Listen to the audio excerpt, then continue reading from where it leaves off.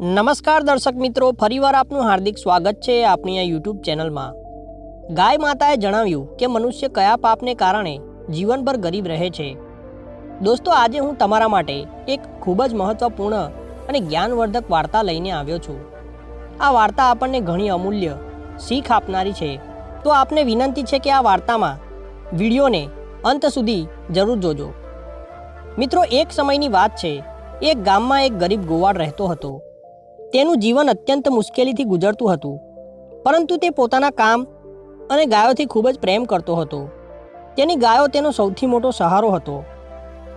ગોવાળ પાસે કેટલીક ગાયો હતી, જેમાંથી એક ગાયનું નામ શ્યામા હતું। તે ગાય સૌથી વધારે ખાસ હતી। શ્યામાનો રંગ ઘેરા કાળા રંગનો હતો અને તેનો સ્વભાવ બાકી ગાયોથી થોડો અલગ હતો। ગોવાળ તેને ખૂબ જ પ્રેમ કરતો હતો અને તેનું ધ્યાન ખૂબ જ પ્રેમથી રાખતો હતો। ગોવાળ દરરોજ પોતાની ગાયોને જંગલમાં ચરાવવા લઈ જતો હતો, પરંતુ તેણે જોયું કે શ્યામા ગાય અવારનવાર પોતાના ટોળાથી અલગ થઈ જાય છે અને રોજ રોજ એકલી ક્યાંક જતી રહે છે। આ જોઈને ગોવાળ રોજ પરેશાન થઈ ગયો। તે વિચારવા લાગ્યો કે શ્યામા આખરે રોજ જાય છે ક્યાં। મિત્રો, એક દિવસ તેણે શ્યામાનો પીછો કરવાનો ફેસલો કર્યો। તે ચૂપચાપ શ્યામાની પાછળ પાછળ ચાલવા લાગ્યો। શ્યામા જંગલના એક ખૂણામાં જાય છે, જ્યાં એક પવિત્ર શિવલિંગ બનેલું હતું। ગોવાળે જોયું કે શ્યામા પોતાના આંચળમાંથી દૂધ ટપકાવીને શિવલિંગ પર ચડાવી રહી છે। ગોવાળ આ જોઈને હેરાન રહી ગયો। તેણે વિચાર્યું કે આ તો કોઈ સાધારણ ગાય નથી, આ તો જરૂર ભગવાન શિવની સાચી ભક્ત છે। શ્યામાની ભક્તિથી ભગવાન શિવ પ્રસન્ન થઈ જાય છે। એક દિવસ જ્યારે શ્યામા શિવલિંગ પર દૂધ ચડાવી રહી હતી, ત્યારે ભગવાન શિવ ત્યાં પ્રગટ થયા। તેમના દર્શનથી આખું જંગલ રોશનીથી ભરાઈ ગયું। ભગવાન શિવે શ્યામા ગાયને કહ્યું, હે દેવી, હું તમારી ભક્તિથી ખૂબ જ પ્રસન્ન છું। તારે મારી પાસેથી જે જોઈએ એ તું માંગી લે।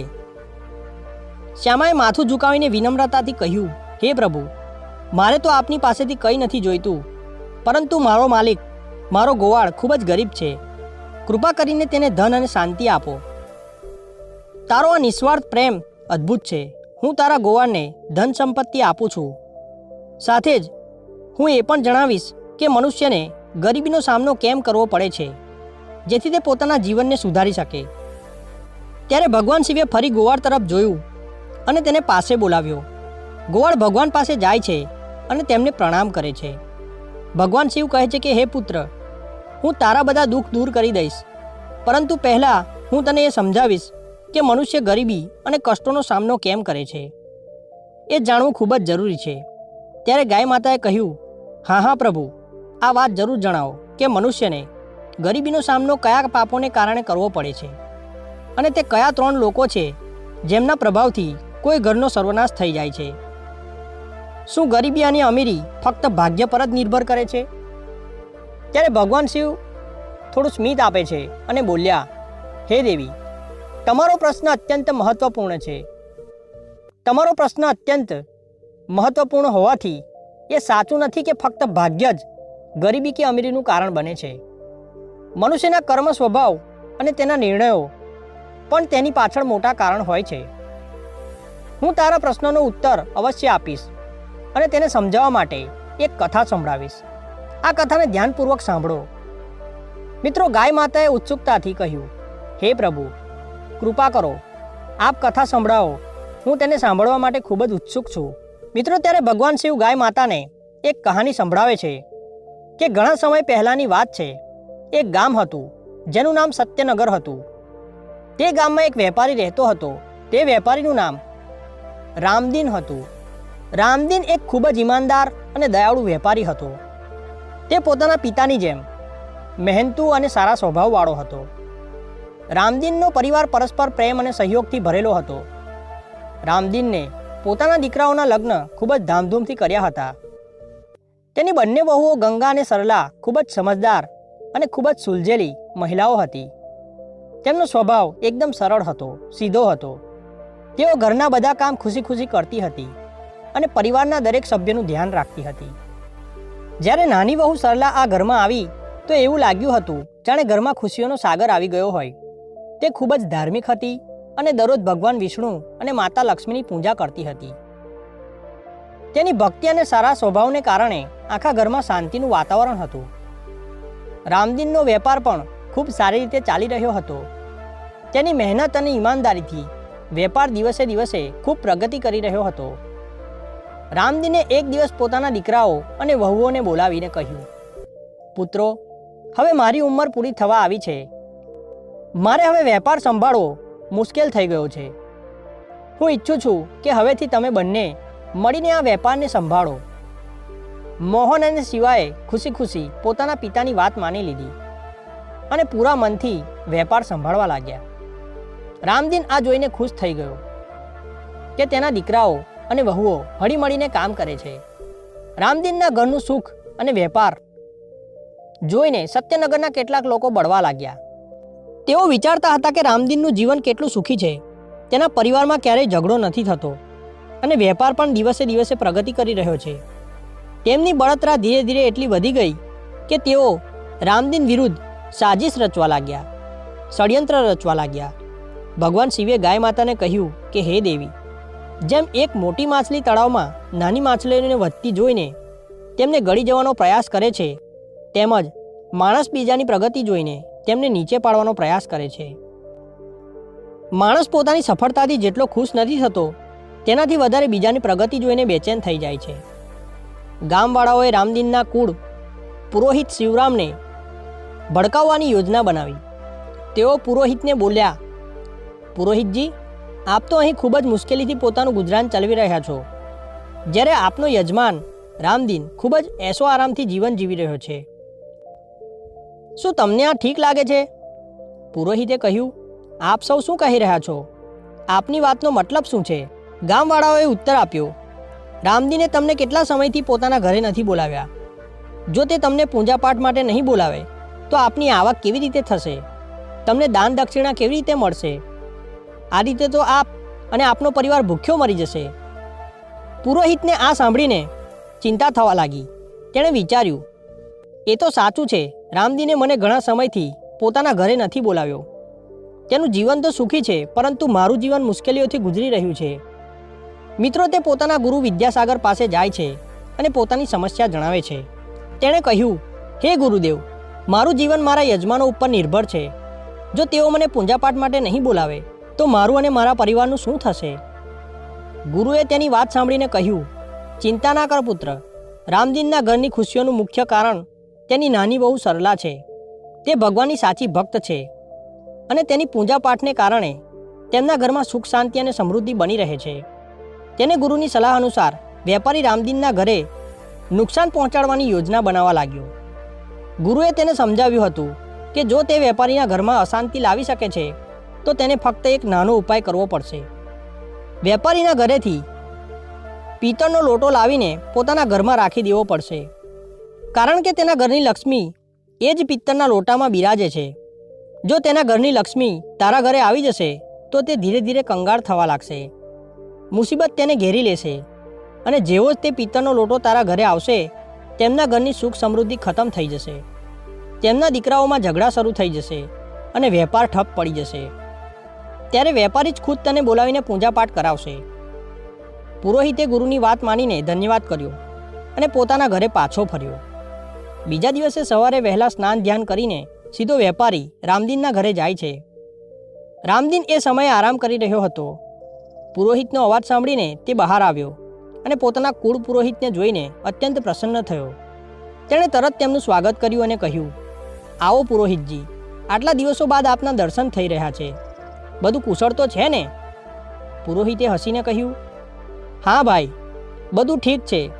બસ આમથી પસાર થઈ રહ્યો હતો તો વિચાર્યું આપને મળતો જાઉં. તે વેપારી સાથે મીઠી મીઠી વાતો કરવા લાગ્યો.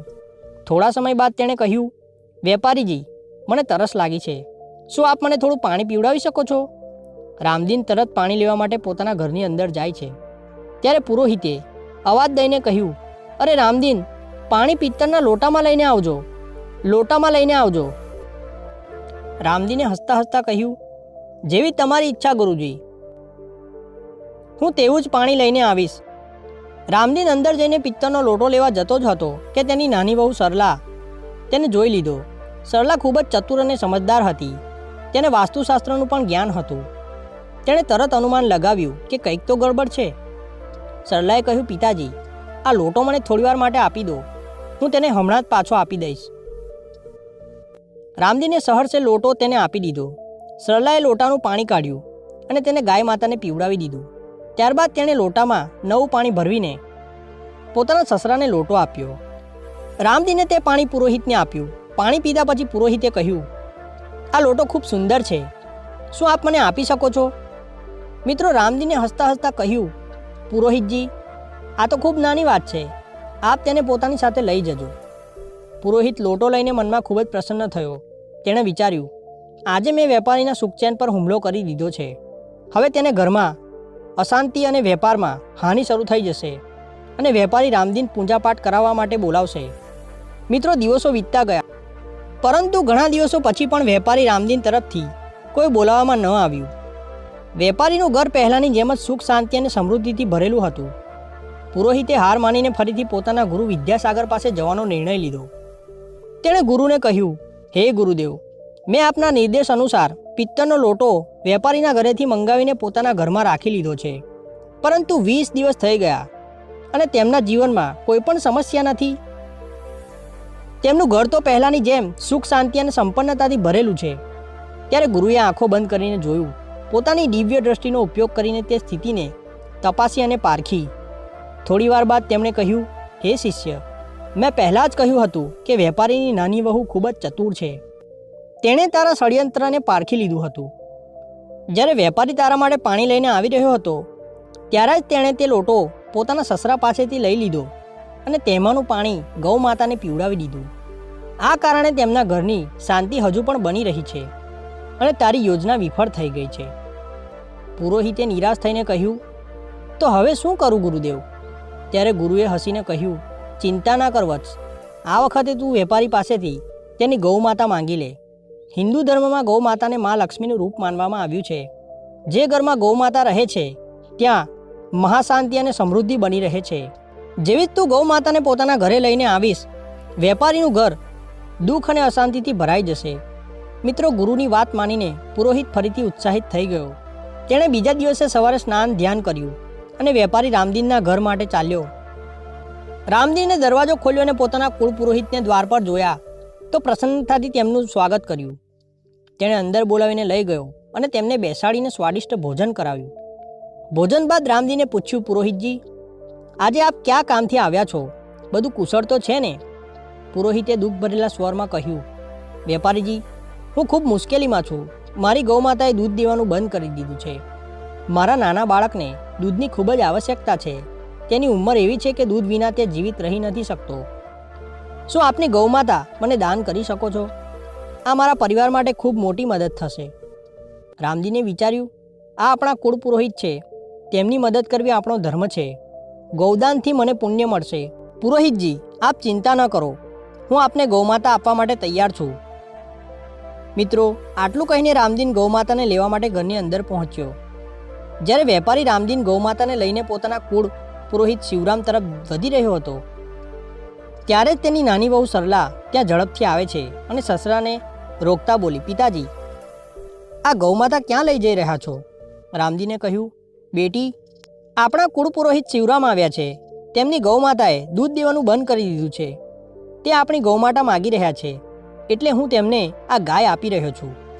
સરલાએ આ સાંભળીને ગંભીરતાથી કહ્યું, પિતાજી, કૃપા કરીને થોડીવાર રોકાઓ. હું હમણાં જ આવું છું. મિત્રો, આટલું કહીને સરલા ઘરની અંદર જાય છે અને એક વાટકીમાં હળદર અને ચંદનનો ગોળ તૈયાર કરે છે. તે પાછી આવીને ગૌમાતા પાસે લઈ ગઈ અને તેમના સિંગ પર તે હળદર અને ચંદનનો ગોળ લગાવી દીધો. ત્યારબાદ તેણે શેષ ગોળને ઘરની અંદર મંદિરમાં રાખી દીધો. સરલાએ પોતાના સસરાને કહ્યું, પિતાજી, હવે આપ આ ગૌમાતા પુરોહિતજીને દાન કરી શકો છો. રામદીને કોઈ પણ સવાલ વિના ગૌમાતાને પુરોહિતને સોંપી દીધી. પુરોહિત ખુશી ખુશી ગૌમાતાને પોતાના સાથે લઈ જાય છે. મિત્રો, પુરોહિતે ગૌમાતાને પોતાના આંગણમાં બાંધી દીધી અને મનમાં ખૂબ પ્રસન્ન થયો. તેણે વિચાર્યું કે હવે વેપારીના ઘરની ખુશીઓ ખતમ થઈ જશે. થોડા જ દિવસોમાં તેમના ઘરમાં કલેશ થશે અને વેપારમાં હાનિ થવા લાગશે. ત્યારે તે મને જરૂર બોલાવશે હું પૂજાપાઠ કરાવીને તેમની પાસેથી સારી દક્ષિણા લઈશ. પરંતુ ધીરે ધીરે ઘણા દિવસો વીતી જાય છે. પુરોહિત આતુરતાથી રાહ જોતો રહ્યો, પરંતુ વેપારી રામદીનના ઘરેથી કોઈ બોલાવવામાં ન આવ્યું. ઘણા દિવસ પછી પણ જ્યારે વેપારીના ઘરમાં તેના જીવનમાં કોઈ કષ્ટ ન આવ્યું તો પુરોહિત પરેશાન થઈ ગયો. તેણે વિચાર્યું, આખરે મારા પ્રયાસો કેમ વિફળ થઈ રહ્યા છે? ગૌમાતાને લઈને પણ કોઈ અસર ન થયો. વેપારીનું ઘર તો પહેલાંની જેમ જ સુખ શાંતિથી ભરેલું છે.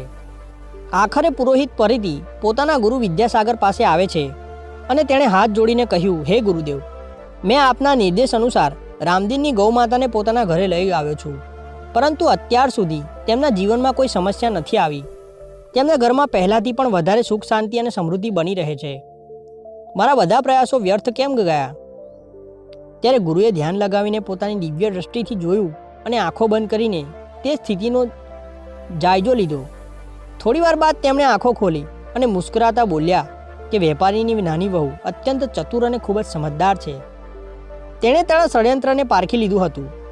જ્યારે તું વેપારી પાસે ગૌમાતા માંગવા માટે ગયો હતો ત્યારે તેણે ગૌમાતાના સિંગ પર હળદર અને ચંદનનો રંગ લગાવી દીધો હતો. તે કંઈ સાધારણ રંગ નહોતો. તેણે તેને ભગવાનની પૂજા માટે તૈયાર કર્યો હતો. તે રંગ ગૌમાતાની સાથે સાથે વેપારીના ઘરની શાંતિને પણ બાંધીને રાખે છે. તેણે શેષ રંગને ઘરના મંદિર પાસે રાખી દીધો છે, જેનાથી તેમના ઘરની સમૃદ્ધિ તે જ ઘરમાં બની રહે છે. તારો આ પ્રયાસ પૂરી રીતે વિફળ થઈ ગયો. હવે હું શું કરું? મને કોઈ બીજો ઉપાય બતાવો જેનાથી હું વેપારીના સુખને સમાપ્ત કરી શકું. ગુરુએ થોડીવાર વિચાર્યું અને કહ્યું, ચિંતા ન કર. હવે તું વેપારીને ઘરે જઈને તે રંગની વાડકી માંગી લાવ. તે રંગ જ તેમના ઘરની સુખ સમૃદ્ધિનું કારણ છે. જો તું તે રંગ પોતાના ઘરે લઈ આવે છે તો વેપારનું સુખ સમાપ્ત થઈ જશે. મિત્રો, ગુરુની નવી સલાહ સાંભળીને પુરોહિત ફરીથી ઉત્સાહિત થઈને વેપારીના ઘર તરફ ચાલે છે અને વિચારવા લાગે છે કે આ વખતે હું જરૂર સફળ થઈ જઈશ. હવે વેપારીનું સુખ ચેન ખતમ કરવું જ એ મારો ધ્યેય છે. બીજા દિવસે તે સીધો વેપારીના ઘરે પહોંચી જાય છે. રામદીને તેનું સ્વાગત કર્યું અને પૂછ્યું, પુરોહિતજી, આજે આપનું કેવી રીતે આવવાનું થયું? બધું કુશળ તો છે ને? પુરોહિતે મુસ્કરાતા કહ્યું કે બધું ઠીક છે વેપારીજી, પરંતુ હું આપની પાસેથી એક નાની મદદ માંગવા માટે આવ્યો છું. મારે આપના ઘરેથી એક રંગની વાડકી જોઈએ છે. રામદીને કહ્યું, આ તો ખૂબ નાની વાત છે, હું હમણાં જ લાવી આપું છું. રામદીને વાડકી લેવા માટે ઘરની અંદર ચાલ્યો ગયો. નાની વહુ સરલાએ પુરોહિતની ચાલને ફરીથી સમજી લીધી. તેણે તરત પોતાના સસરા પાસે જઈને કહ્યું, પિતાજી, તે રંગની વાડકી આપ મને આપી દો. સરલાએ તે વાડકીમાં રાખેલો જૂનો રંગ કાઢી લીધો અને તેમાં નવો સાધારણ રંગ ભરી દીધો. પછી તેણે તે વાડકી રામદીનને આપી દીધી. રામદીન વાડકી લઈને બહાર આવે છે અને તે વાડકી પુરોહિતને આપી દે છે. પુરોહિતે વાડકી લઈને વિચાર્યું કે હવે વેપારીનું જીવન દુઃખોથી ભરાઈ જશે. પુરોહિત વાડકી લઈને પોતાના ઘરે પાછો ફર્યો અને ખુશી ખુશી તેને એક સુરક્ષિત જગ્યા પર રાખી દીધી.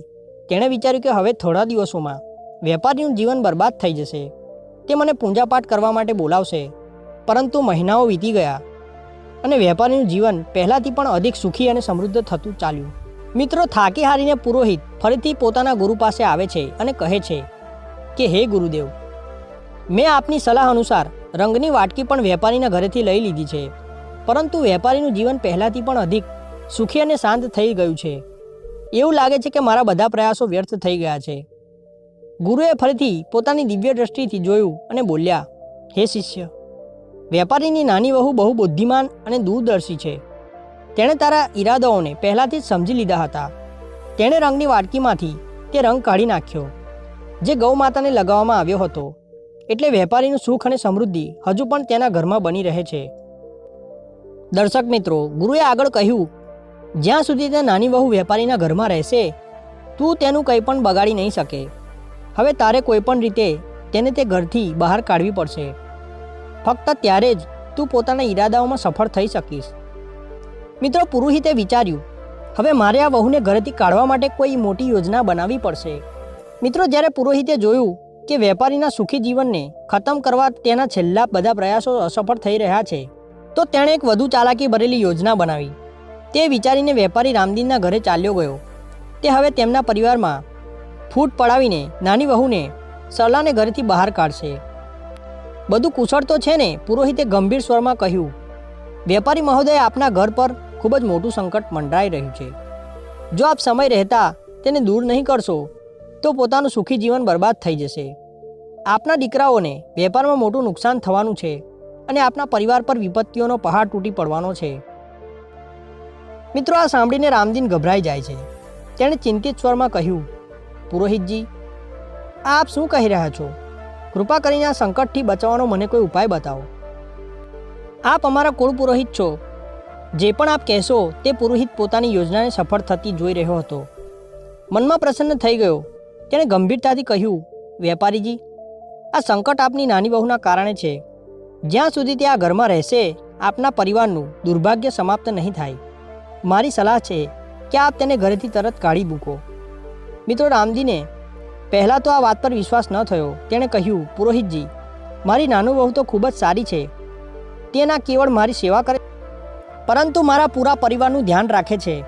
તે અમારા પરિવાર માટે કેવી રીતે સંકટ બની શકે છે? પુરોહિતે ગહેરો શ્વાસ લેતા કહ્યું, વેપારીજી, હું આપની વાત સમજું છું, પરંતુ ઘણીવાર જે વસ્તુઓ આપણને દેખાય છે તે વાસ્તવિકતા નથી હોતી. મેં મારી સાધનાને જ્યોતિષ વિદ્યાથી જોયું છે કે જ્યાં સુધી તે વહુ આ ઘરમાં આપના પરિવારનું દુર્ભાગ્ય સમાપ્ત નહીં થાય.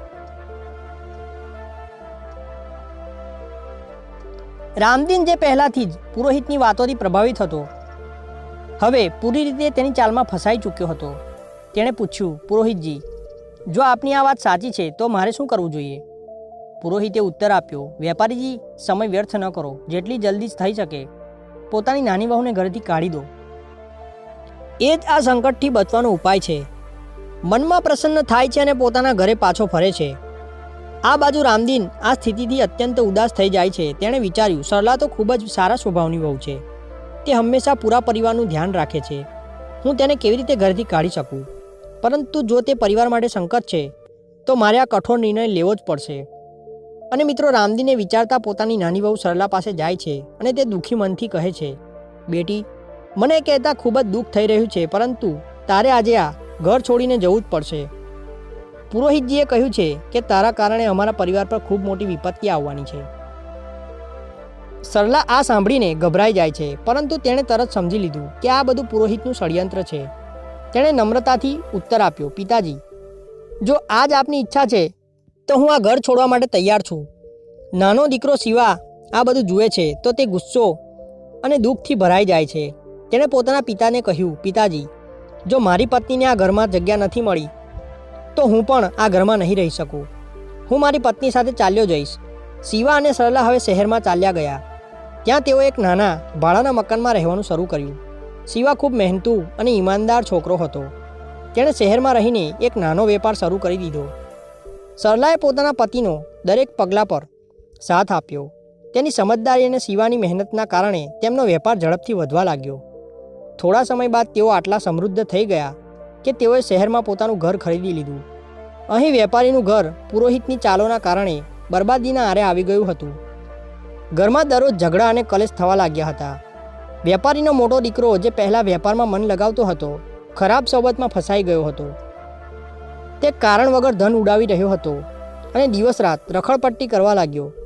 પુરોહિત પૂજાપાઠના બહાને વેપારીના ઘરેથી સતત ધન લેતો રહેતો અને ધીરે ધીરે વેપારીની બધી જમા પૂંજી સમાપ્ત થઈ ચૂકી હતી. વેપાર પણ પૂરી રીતે હવે બંધ થઈ ચૂક્યો હતો. હવે તો સ્થિતિ એ થઈ ગઈ હતી કે ઘરમાં ખાવા પીવાના પણ અભાવ થઈ ગયો હતો. નગરવાસી વેપારીની દુર્દશા જોઈને ખૂબ હસવા લાગ્યા અને મહેણા મારતા તેની દશાની મજાક ઉડાવતા હતા. આ બધું જોઈને વેપારીને ખૂબ જ દુઃખ થતું હતું. તેણે વિચાર્યું કે મારી જિંદગી હવે કોઈ કામની નથી રહી. આત્મહત્યા સિવાય મારી પાસે હવે કોઈ રસ્તો નથી બચ્યો. આ વિચાર સાથે તે નદી તરફ વધ્યો, પરંતુ રસ્તામાં તેની ભેટ એક તેજસ્વી સંત સાથે થઈ ગઈ. સંતના મુખ પર દિવ્ય તેજ હતું, માથે ચંદનનું તિલક લગાવેલું હતું. સંતને જોઈને વેપારીએ તેમણે પ્રણામ કર્યા અને ઉદાસ થઈને આગળ વધવા લાગ્યો. સંત જોઈને સમજી લીધું કે આ વ્યક્તિ જરૂર દુઃખી છે અને ક્યાંક તે મરવા માટે નથી જઈ રહ્યો ને. સંતે તેને રોક્યો અને કહ્યું, પુત્ર, ઊભો રહે. તને આટલી ચિંતા કેમ થઈ રહી છે? શું વાત છે? ત્યારે વેપારીએ રોકાઈને હાથ જોડીને પોતાની પૂરી વાત સંભળાવી. તેની વાતો સાંભળીને સંતે તરત તે સ્થિતિને સમજી લીધી. સંત ખૂબ પહોંચેલા હતા. તે કહેવા લાગ્યા કે પુત્ર, તારા જીવનમાં બધી પરેશાનીઓ તે દિવસથી આવવાની શરૂ થઈ ગઈ જ્યારે તે પોતાની નાની વહુ સરલાને ઘરેથી કાઢી હતી કે તે નાની વહુ સાક્ષાત લક્ષ્મીનું રૂપ હતી. તેની ભગવાન પર ખૂબ જ નિષ્ઠા હતી અને અત્યંત તે નિત્ય પૂજાપાઠ કરતી હતી. તમારા ઘરમાં સુખ સમૃદ્ધિ તેના કારણે જ હતી. મિત્રો, મહાત્માની આ વાત સાંભળીને વેપારીએ પોતાની ભૂલનો અહેસાસ થાય છે. તે તરત શહેરમાં જાય છે અને પોતાના નાના પુત્રના ઘરે પહોંચીને પોતાની વહુ આગળ હાથ જોડીને ક્ષમા માગે છે અને બોલ્યા, વહુ, મને માફ કરી દો. મેં તે દુષ્ટ પુરોહિતની વાતોમાં આવીને તમને ઘરેથી કાઢી દીધી. પરંતુ સચ્ચાઈ એ છે કે તમે અમારા ઘરની, અમારા પરિવારની લક્ષ્મી છો. જ્યારે તમે ઘરમાં હતા તો ઘરમાં સુખ શાંતિ બની રહેતી હતી, પરંતુ તમારા ગયા પછી તો અમારું ઘર કલેશ અને દુઃખોથી ભરાઈ ગયું છે. અમારો વેપાર પૂરી રીતે ઠપ થઈ ચૂક્યો છે. મિત્રો, પોતાના સસરાની આ વાતો સાંભળીને નાની વહુ સરલાએ હાથ જોડીને કહ્યું, પિતાજી, આપ ચિંતા ન કરો, હું તરત ઘરે પાછી ફરું છું. હું પહેલાંથી જ સમજી ચૂકી હતી કે પુરોહિતે અમને બહાર કરવા માટે આ જાળ રચ્યો છે. મિત્રો, પછી તે પોતાના સસરા અને પોતાના પતિ સાથે ખુશી ખુશી પોતાના ઘરે પાછી આવે છે. કહે છે કે મિત્રો, આ સંસારમાં ઘણા લોકો એવા હોય છે જે બીજાની ખુશીઓથી બળે છે અને તેમને બરબાદ કરવાનો દરેક સમયે પ્રયાસ કરતા રહે છે. પરંતુ એ આપણા પર નિર્ભર કરે છે કે આપણે કોની વાતોનો ભરોસો કરીએ અને કોની નહીં. કેવી રીતે નિર્ણય લઈએ. જો આપણે ખોટા લોકોની વાતોમાં આવીને પોતાના જ પરિવારને તોડીશું તો નિશ્ચિત રૂપે આપણું ઘર બરબાદ થઈ જશે અને આપણી સ્થિતિ ખૂબ જ દયનીય થઈ જશે. નાની વહુના ઘરે પાછા ફર્યાના થોડા દિવસો પછી મિત્રો, ધીરે ધીરે વેપારીનું ઘર, તેનો પરિવાર બધું તેનો વેપાર બધું ઠીક રીતે ફરીથી ચાલવા લાગ્યું. તેનો પરિવાર ફરીથી શાંતિથી રહેવા લાગ્યો. ઘરમાં ફરીથી જૂની ખુશીઓ પાછી આવી ગઈ અને વેપારીએ હવે સમજી લીધું કે એકતા અને સાચો નિર્ણય જ પરિવારના પાયાને મજબૂત રાખે છે. મિત્રો, ભગવાન શિવે ગૌ માતાને કહ્યું, હે ગૌ માતા, હવે હું તમને વધુ એક મહત્વપૂર્ણ વાત બતાવવા જઈ રહ્યો છું, તો તમે ધ્યાનથી સાંભળો. જે ઘરમાં 3 પ્રકારના લોકોની વાત માનવામાં આવે છે તે ઘરનો સત્યાનાશ નિશ્ચિત થાય છે. તે 3 લોકો કોણ છે? ત્યારે ભગવાન શિવ કહે છે કે હે દેવી, જે ઘરમાં અહંકારી અને દુષ્ટ સ્વભાવવાળા વ્યક્તિની વાત સાંભળવામાં આવે છે ત્યાં નિશ્ચિત રૂપે વિનાશ થાય છે. અહંકારી વ્યક્તિ પોતાના સ્વાર્થ અને ખોટી વિચારસરણીના કારણે ઘરનું વાતાવરણ અશાંત કરી દે છે. આવા વ્યક્તિની સલાહ હંમેશા પરિવારમાં ફૂટ પાડે છે અને સુખ શાંતિનો નાશ કરી દે છે. જે ઘરમાં લાલચી, કુટિલ અને અનૈતિક આચરણવાળી સ્ત્રીનો પ્રભાવ હોય છે ત્યાં ક્યારેય ધન નથી ટકતું. આવી સ્ત્રી ઘરને માત્ર સુખ સુવિધાઓ પાછળ ધકેલે છે, પરંતુ નૈતિકતા અને સચ્ચાઈને ભૂલી જાય છે. માતા લક્ષ્મી આવા ઘરમાં ક્યારેય પ્રવેશ નથી કરતી અને તે ઘર સદાય દરિદ્ર બની રહે છે. જે ઘરમાં બહારના વ્યક્તિઓની વાતોને વધુ મહત્ત્વ આપવામાં આવે છે અને ઘર તેઓના અનુસાર ચાલે છે તો તે ઘર બરબાદ થઈ જાય છે. બહારના લોકો પરિવારના ભલા બુરાને સમજ્યા વિના પોતાની રાય આપે છે અને તેમના પર વિશ્વાસ કરવાથી પરિવારની અંદર આપસી વિશ્વાસ અને એકતા તૂટી જાય છે. ભગવાન શિવ કહે છે કે હે દેવી, આ 3 પ્રકારના વ્યક્તિઓની વાત માનવાથી ઘર નષ્ટ થઈ જાય છે. પરિવારે હંમેશા આપસી વિશ્વાસ, પરસ્પર વિશ્વાસ અને સમજદારી સાથે ચાલવું જોઈએ. આપે એ પણ કહ્યું હતું કે મનુષ્ય કયા પાપના કારણે ગરીબ રહે છે કે અમીર બને છે. કૃપા કરીને મને આ વાતને પણ વિસ્તારથી બતાવો. ત્યારે ભગવાન શિવ કહે છે કે હે ગાય દેવી, આ એક મહત્ત્વની વાત છે. મનુષ્યની ગરીબી અને અમીરી તેના કર્મો અને વિચારો પર નિર્ભર કરે છે કે મનુષ્ય પોતાના વિવેક, પરિશ્રમ અને બુદ્ધિ પર ક્યારેય સંદેહ ન કરવો જોઈએ. તેણે સચ્ચાઈ અને ધર્મના માર્ગ પર ચાલતા નિરંતર કર્મ કરતા રહેવું જોઈએ. જે વ્યક્તિ પોતાના પર વિશ્વાસ નથી કરતો, પોતાના કર્મોથી ભાગે છે અને અસત્યનો સાથ આપે છે, તે ક્યારેય સફળ નથી થઈ શકતો. આવા વ્યક્તિનું જીવન ગરીબીના દલદલમાં ફસાયેલું રહે છે, ગરીબીના કીચડમાં ફસાયેલું રહે છે. જે વ્યક્તિ સચ્ચાઈ, ઈમાનદારી અને નિરંતર પ્રયાસમાં વિશ્વાસ રાખે છે તે પોતાની ગરીબીને દૂર કરી શકે છે. ગરીબી અને અમીરી જીવનના 2 પાસા છે. સચ્ચાઈ અને કર્મનું પાલન કરનારો વ્યક્તિ નિશ્ચિત રૂપે ગરીબીના અંધકારથી બહાર નીકળે છે અને જીવનમાં સફળતા પ્રાપ્ત કરે છે. ગૌ માતાએ ભગવાન શિવની વાતો ખૂબ જ ધ્યાનથી સાંભળી અને ભાવુક થઈને બોલી કે હે પ્રભુ, આપની આ અદ્ભુત કથા સાંભળીને હું ધન્ય થઈ ગઈ છું. આપે જીવનનો સાચો માર્ગ દેખાડી દીધો છે. પછી ભગવાન શિવે ગૌ માતાને આશીર્વાદ આપ્યા અને તે ગોવાળને ધનવાન બનાવી દીધો અને કહ્યું કે હે દેવી, આ જ્ઞાન દરેક રીતે વ્યક્તિને લાભ દેશે, જે તેને ધ્યાનપૂર્વક સાંભળશે અને નિરંતર કર્મનું અનુસરણ કરશે, પોતાના વિવેક અને પરિશ્રમ પર વિશ્વાસ રાખશે, પરિવારની એકતા અને સમજદારીને બનાવી રાખશે. મિત્રો, આ જ્ઞાનવર્ધક કથાનો સાર એ જ છે કે સચ્ચાઈ, ધર્મ અને કર્મથી જીવનની સાચી સફળતા પ્રાપ્ત થાય છે. તો મિત્રો, તમને આ વાર્તા કેવી લાગી કમેન્ટ કરીને જરૂર જણાવો.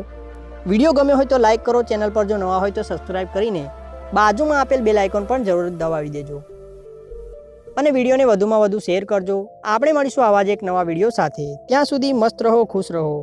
વિડીયો જોવા બદલ ખૂબ ખૂબ આભાર.